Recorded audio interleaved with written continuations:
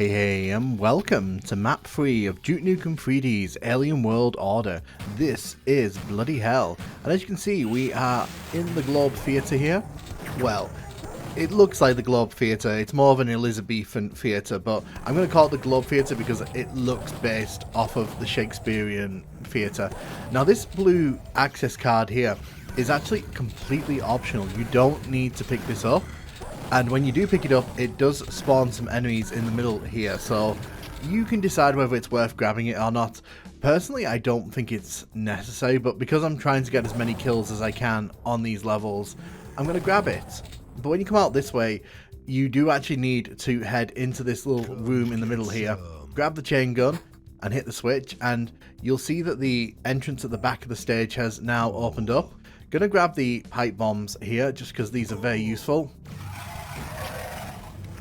There's a lot of carnage there.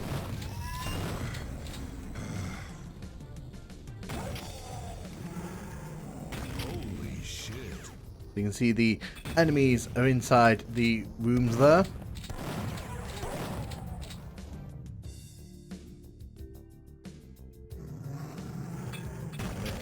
We're going to go backstage here.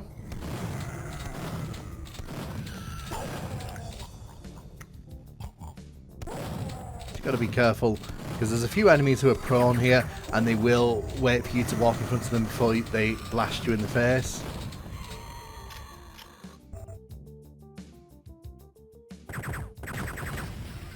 Gonna blow up that barrel there.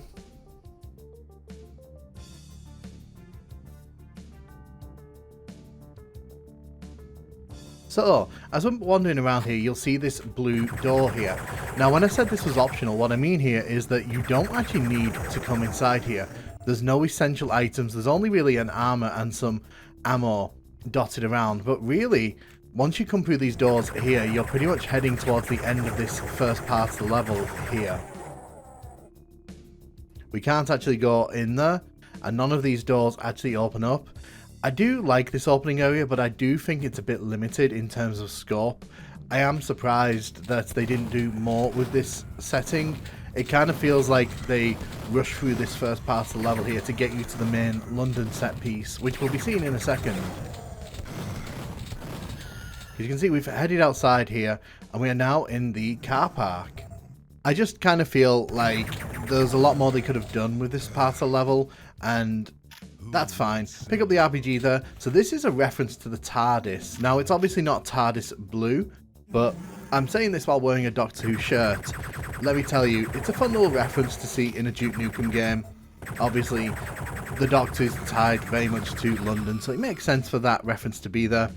Be very careful in this area because there is a new enemy wandering around this area, and it can be quite fatal to your short-term health if you accidentally trigger that enemy. To the king, baby. I'm going to destroy this here.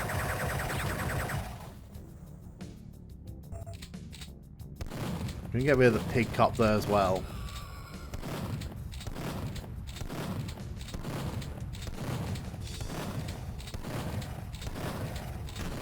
So as you can see, when we jump over here, there is a cycloid sentry there. Now, this is a miniaturized version of the final boss from the end of the third Duke Nukem 3D episode, which means that they've brought both of the boss enemies in as normal enemies in this episode, which I'm kind of surprised they didn't do in the fourth episode of Duke Nukem 3D, to be honest. I mean, they certainly add a bit of variety. It doesn't take that much to take this enemy down, to be honest. If you use your RPGs on it, it takes about 4 or 5 of them. But you can see he does pack a nasty punch with those rockets there. And what you can do, you can get him to shoot into this wall here, and he will cause a lot of damage to himself. But unfortunately, he's not taking the bait here. So I'm just going to jump over and start shooting at him here. There we go. But using the boss enemies as new enemies in these episodes, I kind of like that. I think that that's a really cool way to reuse those enemies. And as you'll see at the end of the level, again, much like the last level when we saw the Overlord, we're going to be seeing multiple sizes of that enemy, so, you know, yay, I guess. But I do kind of like how this level looks, and I say that very carefully. I like how this level looks. I don't really like how the spaces are used in this level, mainly because it feels like, oh look, we got another enemy there. Speaking of boss enemies, I just don't like how the spaces are used in this level. I feel like there's a lot of things that could have been done to make this a lot more interesting, but it just kind of ends up feeling like a lot of this space here is devoid of anything really interesting going on.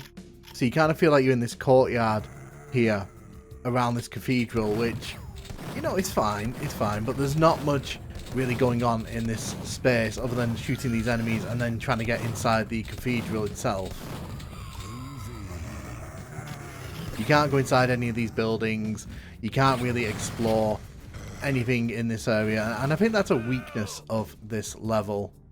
Gonna run up here, grab this portable medkit.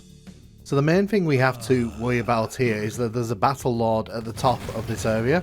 And we want to make sure we have enough rocket ammo to deal with him pretty easily. First things first, though, destroy this thing here.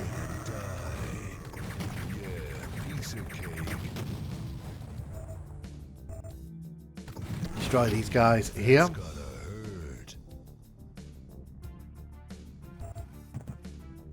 So the Battle Lord has seen us now, and that means he's going to come over this way. We've also got to deal with this thing in the sky. So once we've blown this up here, we have to be really careful for that Battle Lord coming around the corner there. There he is. He's shooting that tree over there, which, you know, good for him. Shouldn't take too much to take this thing down. And it doesn't. So I'm just going to very quickly say, ooh, red letterbox. I love some of the details they put in this episode. I really love the fact that they've tried to make every level feel unique and feel interesting and try not to make them all feel the same as each other. But I have to say, I'm not a big fan of this level overall. I think there's just too much not happening in this level. I feel like there's a lot of spaces like this where not much is really happening, and there's just no real reason to search in some of these levels. Like, for example, here, there's a park behind there, and we're going to go back there in a second once we've got the armor here. There's a park back there which you can go and explore, but there's nothing really there.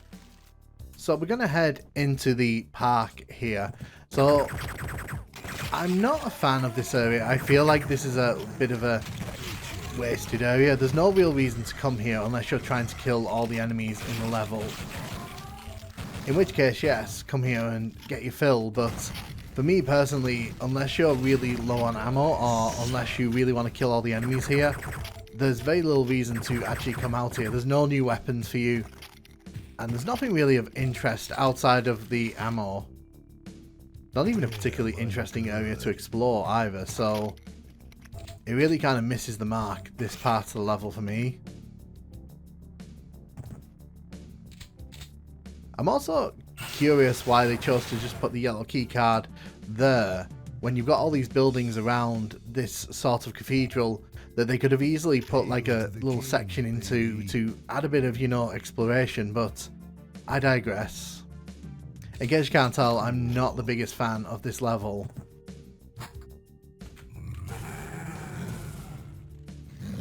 Get rid of you. Pretty sure that hit you, but then I'm pretty sure it also went over your shoulder. So we're going to tackle one of the more annoying teleporter puzzles in Duke Nukem 3D.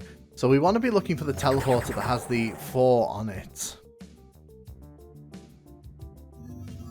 To say that this puzzle is not fun would be quite the understatement. It's not even like it's a difficult puzzle. It's just a case of not getting disorientated. And since I've not played this level in years, I'm just sort of exploring the path forward here.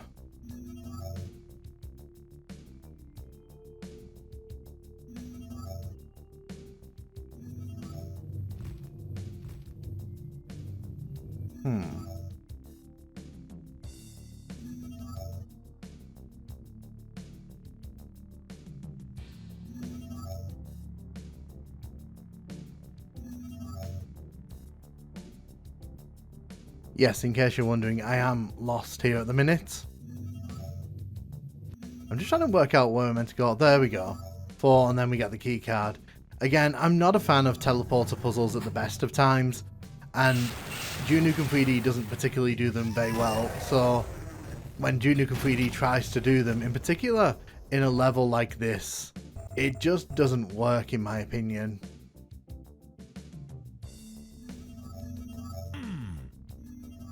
And you can see you can't go into those doors, but if we go up the stairs here, we end up going into the museum itself. So there are quite a few enemies up here. You will want to be careful as you're exploring this area.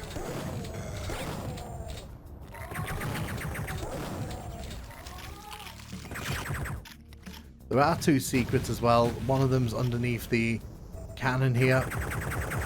Actually, they both are, but the second one's actually behind a secret wall behind the secret wall.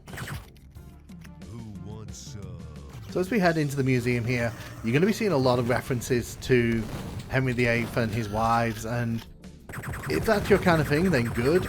It's a bit boring in this context because it's not much is really done with it. You'd expect Duke Nukem to kind of make a beheading joke or something of that ilk, but I guess they thought that was a bit too lowbrow. So we're just kind of exploring this museum here, and not much really happens here. See more paintings on the wall there.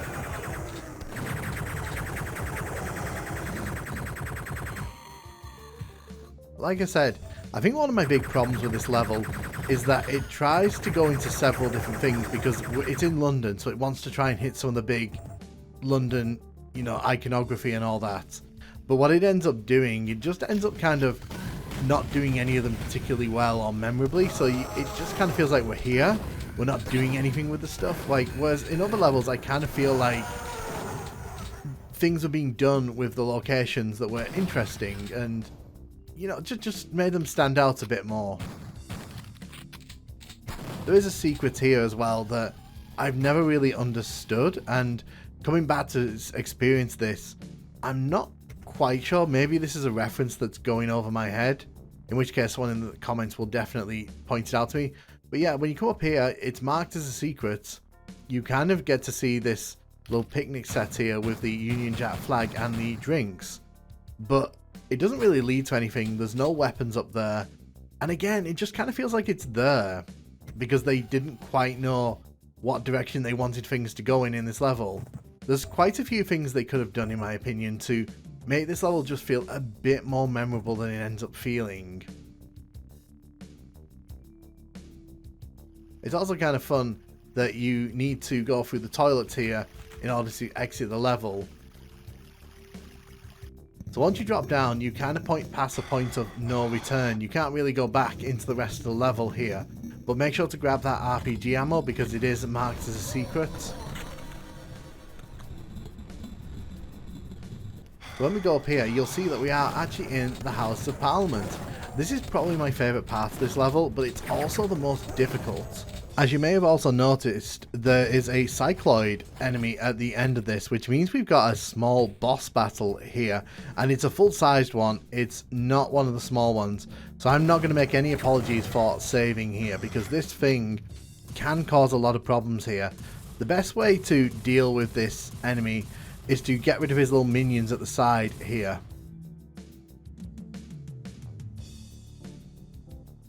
Sometimes he spots you, sometimes he doesn't.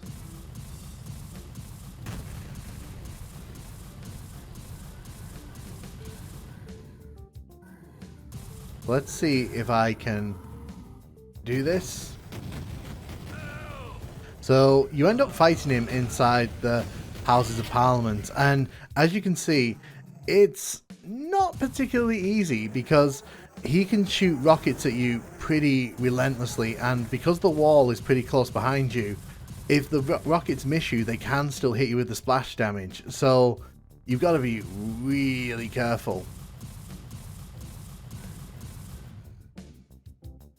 And yes, this was not my second attempt. I'm openly going to admit that. Just going to grab the ammo from over here. We've got to be careful because, as I mentioned, Once he's awake, he's pretty relentless in shooting me.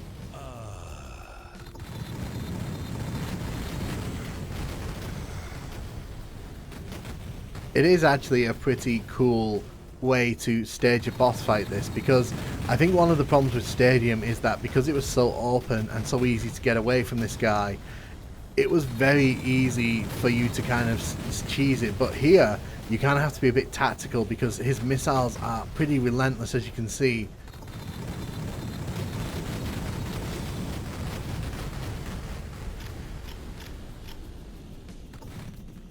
Okay, he's dead. But you can see they've done a decent job of kind of capturing the, you know, House of Commons and the sort of like little nuances. Let's get rid of you because you annoy me. It is an interesting way to end the level as well, because at least like it ends on a bit of a memorable moment. There's the dispatch box and there's where the Queen would sit when she's in Parliament. But yeah, you can't really go back into the rest of the level from here, so we may as well go towards the exit here. I do feel this is quite a weak level. I'm not a huge fan of it, and being completely honest with you, I think this is the weakest of the 3 levels we've seen so far. Will it be the weakest by the end of this episode?